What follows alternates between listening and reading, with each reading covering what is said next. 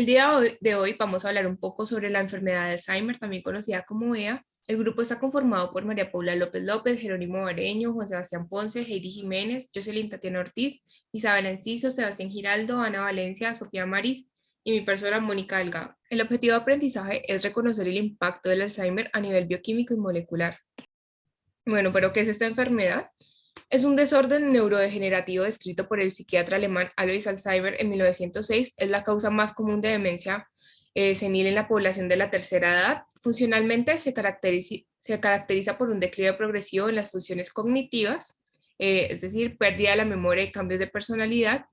Patológicamente por la pérdida de sinapsis, presencia de placas seniles estructurales o agregados neurofibrilares intracelulares y una severa gliosis, es decir, una proliferación y activación de la microglía de los astrocitos en la corteza cerebral y en el hipocampo.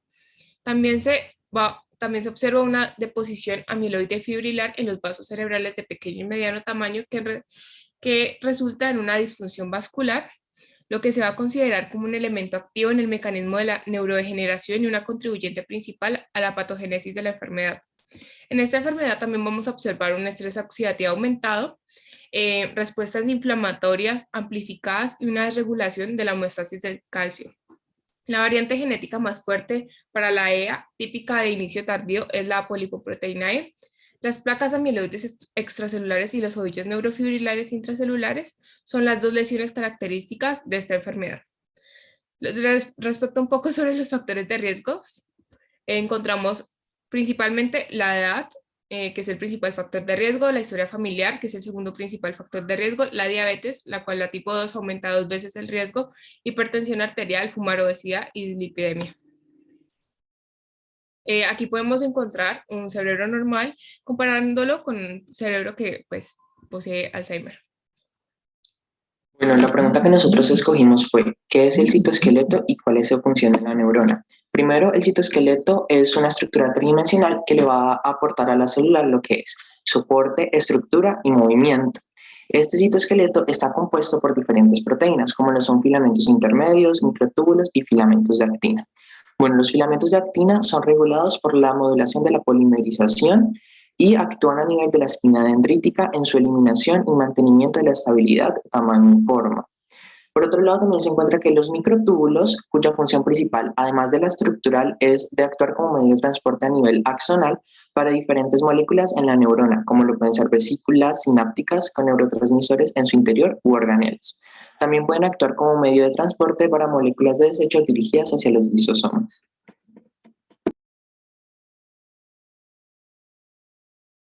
Bueno, entonces básicamente la segunda parte de la pregunta es qué son las proteínas asociadas a microtúbulos y cuál es su relación con el caso, explicar qué son los ovillos neurofibrilares y cómo se forman estos. Entonces, pues todas las preguntas que están aquí se correlacionan, entonces vamos a empezar diciendo que las proteínas tau hacen parte de una categoría de proteínas llamadas MAP. ¿Qué son las proteínas llamadas MAP? Bueno, son proteínas asociadas a microtúbulos.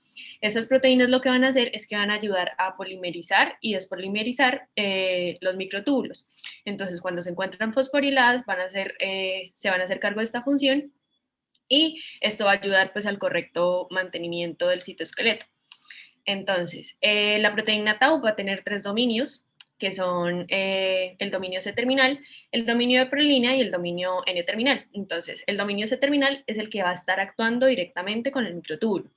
El dominio de prolina va a ser el que se va a fosforilar para que actúe la proteína tau. Y el dominio N-terminal va a ser el que va a interactuar con el citoesqueleto.